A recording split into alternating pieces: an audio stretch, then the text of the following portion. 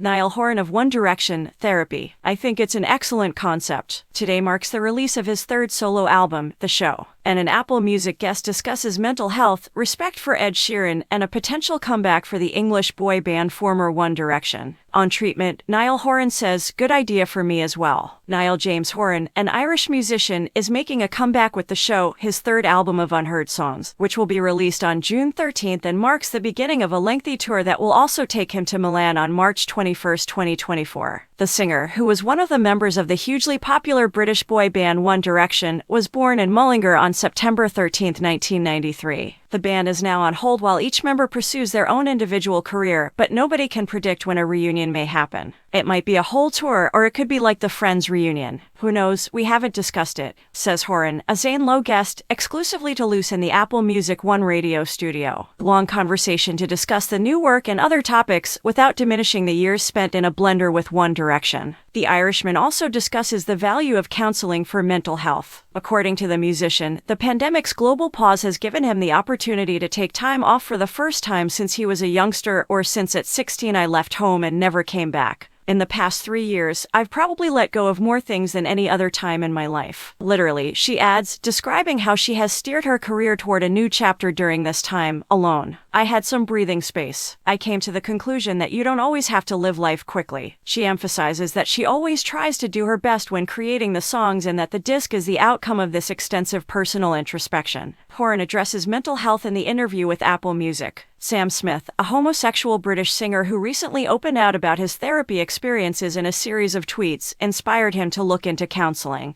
"The confusion in your head is not a confusion. It is what you are," the Englishman said. James Bay, a British singer-songwriter best known for the first single Hold Back the River, is also a coworker. That conveys a great deal about stress.